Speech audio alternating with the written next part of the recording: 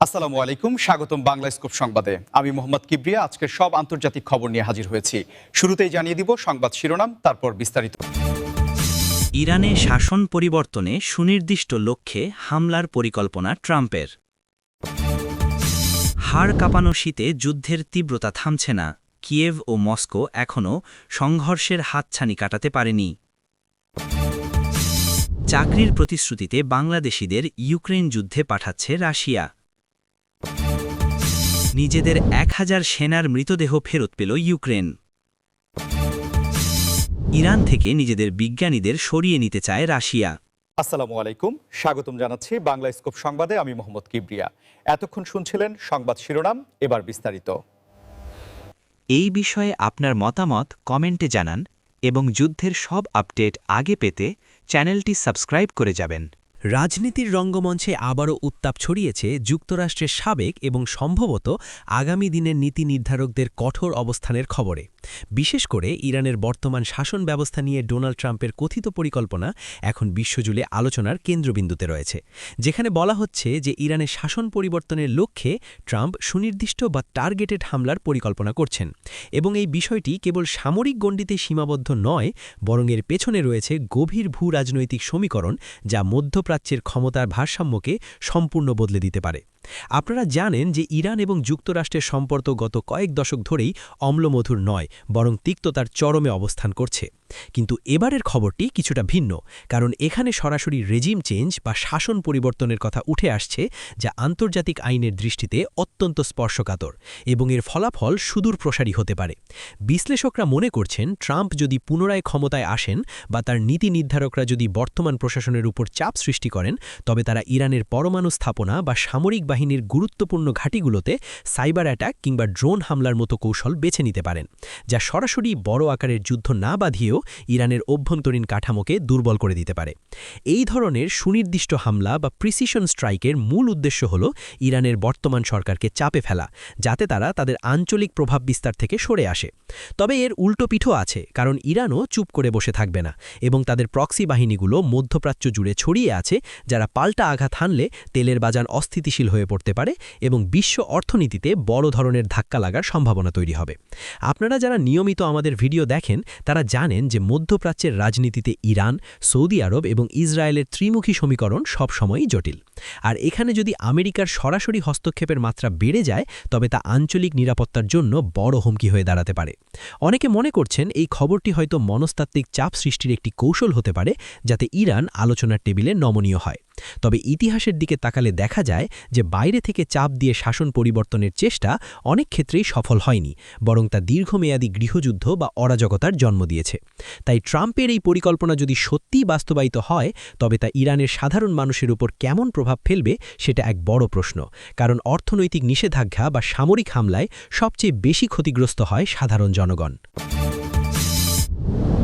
ইউরোপের দিকে তাকালে দেখা যায় যে হাড় কাঁপানো শীতেও যুদ্ধের তীব্রতা থামছে না এবং কিয়েভ ও মস্কো এখনও সংঘর্ষের হাতছানি কাটাতে পারেনি, বরং প্রকৃতি যখন তার রুদ্র রূপ ধারণ করেছে, তখন যুদ্ধের ময়দান হয়ে উঠেছে আরও কঠিন এবং নির্মম। শীতকাল সাধারণত যুদ্ধের গতি কমিয়ে দেয় বলে মনে করা হলেও আধুনিক সমরাস্ত্র এবং উভয় পক্ষের অনড় অবস্থানের কারণে এবারের শীতেও ইউক্রেন এবং রাশিয়ার ফ্রন্টলাইনগুলোতে কামানের গর্জন থামেনি, বরং বরফ ঢাকা প্রান্তর এবং মাইনাস তাপমাত্রার মধ্যেই চলছে দুই পক্ষের টিকে থাকার লড়াই, যা মানবিক বিপর্যয়ের নতুন নতুন নজির স্থাপন করছে। সামরিক বিশ্লেষকরা বলছেন যে শীতের এই সময়টা লজিস্টিক বা রসদ সরবরাহের জন্য দুঃস্বপ্ন হয়ে দাঁড়ায়। ভারী যন্ত্রপাতি বরফে আটকে যায় এবং সৈন্যদের জন্য সাধারণ জীবনধারণ করাটাই একটা যুদ্ধের মতো হয়ে পড়ে। কিন্তু তবুও কৌশলগত কারণে কোনো পক্ষই তাদের অবস্থান থেকে বিন্দুমাত্র সরে আসতে রাজি নয়, কারণ তারা জানে যে এই শীতে যারা নিজেদের অবস্থান ধরে রাখতে পারবে, বসন্তের শুরুতে তারাই সুবিধাজনক অবস্থায় থাকবে। কিয়েভের পক্ষ থেকে বারবার বলা হচ্ছে যে তাদের আরও উন্নত প্রযুক্তির প্রয়োজন, বিশেষ করে আকাশ প্রতিরক্ষা ব্যবস্থা, যা শীতের রাতে বিদ্যুৎ কেন্দ্রগুলোকে রক্ষা করতে পারবে, কারণ রাশিয়া শীতকে অস্ত্র হিসেবে ব্যবহার করে ইউক্রেনের এনার্জি গ্রিড বা বিদ্যুৎ কাঠামোর ওপর আঘাত হানছে, যাতে সাধারণ মানুষ শীতে কষ্ট পায় এবং সরকারের ওপর চাপ সৃষ্টি হয়। অন্যদিকে মস্কো তাদের বিশাল জনবল এবং আর্টিলারি শক্তি ব্যবহার করে ফ্রন্টলাইনের ছোট ছোট শহরগুলো দখলের চেষ্টা চালিয়ে যাচ্ছে, যা যুদ্ধের মানচিত্রকে ধীর গতিতে হলেও পরিবর্তন করছে। এই দীর্ঘস্থায়ী সংঘাত শুধুমাত্র দুটি দেশের মধ্যেই সীমাবদ্ধ নেই, বরং এর প্রভাব পড়ছে পুরো বিশ্বের জ্বালানি নিরাপত্তা এবং খাদ্য সরবরাহের ওপর। কারণ যুদ্ধের কারণে কৃষ্ণ সাগর দিয়ে শস্য রপ্তানি ব্যাহত হচ্ছে এবং ইউরোপে গ্যাসের দাম নিয়ে অনিশ্চয়তা রয়েই গেছে। আপনারা যারা নিয়মিত বিশ্ব পরিস্থিতির খোঁজ রাখেন তারা নিশ্চয়ই লক্ষ্য করেছেন যে শান্তির জন্য কূটনৈতিক তৎপরতা চললেও তা এখন পর্যন্ত কোনো কার্যকর ফলাফল বয়ে আনতে পারেনি, বরং উভয় পক্ষই দীর্ঘমেয়াদী যুদ্ধের জন্য প্রস্তুতি নিচ্ছে বলে মনে হচ্ছে, যা বিশ্ববাসীকে হতাশ করেছে। অত্যন্ত উদ্বেগজনক এবং হৃদয়বিদারক খবর এখন আপনাদের সামনে তুলে ধরব, যা আমাদের দেশের অনেক পরিবারের জন্য দুশ্চিন্তার কারণ হয়ে দাঁড়িয়েছে। তা হল চাকরির মিথ্যা প্রতিশ্রুতিতে বাংলাদেশিদের ইউক্রেন যুদ্ধে পাঠাচ্ছে রাশিয়া, এমন অভিযোগ এবং তথ্য আন্তর্জাতিক গণমাধ্যম ও বিভিন্ন সংস্থার রিপোর্টে উঠে এসেছে। আপনারা জানেন যে বাংলাদেশের মানুষ জীবিকার তাগিদে এবং পরিবারের মুখে হাসি ফোটানোর জন্য বিশ্বের বিভিন্ন দেশে পাড়ি জমায়, কিন্তু এই সরলতার সুযোগ নিয়ে কিছু অসাধু দালাল চক্র এবং মানব পাচারকারীরা এখন এক ভয়ঙ্কর ফাঁদ পেতেছে, যেখানে উচ্চ বেতনের চাকরির প্রলোভন দেখিয়ে বাংলাদেশিদের রাশিয়ায় নিয়ে যাওয়া হচ্ছে এবং পরবর্তীতে তাদের ইচ্ছার বিরুদ্ধে বা ভুল বুঝিয়ে যুদ্ধক্ষেত্রে পাঠানো হচ্ছে। রিপোর্ট অনুযায়ী প্রথমে তাদের বলা হয় যে তারা রাশিয়ায় কনস্ট্রাকশন, হোটেল ম্যানেজমেন্ট বা সাপ্লাই চেনের কাজ পাবে এবং বেতন হবে অনেক বেশি, যা দিয়ে তারা দেশে পরিবারকে ভালো রাখতে পারবে। কিন্তু রাশিয়ায় পৌঁছানোর পর তাদের পাসপোর্ট কেড়ে নেওয়া হয় এবং অনেক ক্ষেত্রে জোর করে বা কৌশলে এমন সব কাগজে সই করানো হয় যা আসলে রাশিয়ান সেনাবাহিনীতে যোগ দেওয়ার চুক্তিপত্র। একবার সই করার পর তাদের আর ফিরে আসার পথ থাকে না। সামান্য কিছু প্রশিক্ষণের পরই তাদের পাঠিয়ে দেওয়া হয় ইউক্রেনের ফ্রন্টলাইনে, যেখানে জীবনের ঝুঁকি শতভাগ এবং অনেকেরই মৃত্যু হচ্ছে বা গুরুতর আহত হয়ে মানবেতর জীবনযাপন করছেন। এই বিষয়টি আমাদের জন্য অত্যন্ত স্পর্শকাতর, কারণ আমাদের দেশের রেমিট্যান্স যোদ্ধারা দেশের অর্থনীতির চাকা সচল রাখে, অথচ তারা যখন বিদেশে গিয়ে এমন বিপদে পড়ে তখন তা রাষ্ট্রের জন্যও একটি বড় চ্যালেঞ্জ হয়ে দাঁড়ায়। ভুক্তভোগী পরিবারগুলোর আর্তনাদ এখন শোনা যাচ্ছে, যারা তাদের সন্তান বা স্বামীর কোনো খোঁজ পাচ্ছেন না অথবা মৃত্যুর খবর পাচ্ছেন, কিন্তু লাশ দেশে আনার কোনো উপায় দেখছেন না। আমাদের সরকারের পক্ষ থেকে এবং রাশিয়ায় অবস্থিত বাংলাদেশ দূতাবাসের পক্ষ থেকে বারবার সতর্ক করা হচ্ছে যাতে কেউ যাচাই বাছাই ছাড়া কোনো দালালের প্রলোভনে পড়ে রাশিয়ায় না যায়, কিন্তু গ্রামের সহজ সরল মানুষ অনেক সময় এই সতর্ক বার্তা পর্যন্ত পৌঁছতে পারে না বা দালালদের মিথ্যা স্বপ্নে বিভোর হয়ে সর্বস্ব বিক্রি করে বিদেশে পাড়ি জমায়। যুদ্ধের ভয়াবহতার আরেকটি করুণ চিত্র ফুটে উঠেছে সাম্প্রতিক একটি ঘটনায়, যেখানে নিজেদের 1000 সেনার মৃতদেহ ফেরত পেয়েছে ইউক্রেন, যা কিয়েভ এবং মস্কোর মধ্যে চলমান বন্দী ও মৃতদেহ বিনিময় প্রক্রিয়ার অংশ হিসাবে সম্পন্ন হয়েছে। এবং এই ঘটনাটি যুদ্ধের মানবিক মূল্যের এক বিশাল দলিল হিসাবে সামনে এসেছে। 1000 মৃতদেহ মানে 1000টি পরিবারের স্বপ্নভঙ্গ, 1000টি মায়ের কান্না এবং অসংখ্য সন্তানের এতিম হওয়া। এই সংখ্যাটি কেবল একটি পরিসংখ্যান নয়, বরং এটি যুদ্ধের নির্মম বাস্তবতাকে আমাদের সামনে তুলে ধরে। আন্তর্জাতিক রেড ক্রস এবং অন্যান্য মানবিক সংস্থার মধ্যস্থতায় এই বিনিময় প্রক্রিয়াটি সম্পন্ন হয়েছে, যা অত্যন্ত জটিল এবং সময় সাপেক্ষ ছিল। কারণ যুদ্ধের ময়দান থেকে মৃতদেহ সংগ্রহ করা এবং সেগুলো শনাক্ত করে নিজ নিজ দেশে ফেরত পাঠানো একটি বিশাল লজিস্টিক্যাল চ্যালেঞ্জ। ইউক্রেনের কর্তৃপক্ষ জানিয়েছে যে এই মৃতদেহগুলো শনাক্ত করার জন্য ডিএনএ টেস্ট এবং অন্যান্য ফরেনসিক পদ্ধতির সাহায্য নেওয়া হবে, যাতে প্রতিটি পরিবার তাদের প্রিয়জনের শেষ চিহ্নটুকু অন্তত সম্মানের সাথে সমাহিত করতে পারে, যা মৃত সৈনিকদের পরিবারের জন্য এক ধরনের মানসিক প্রশান্তি বা ক্লোজার এনে দিতে পারে।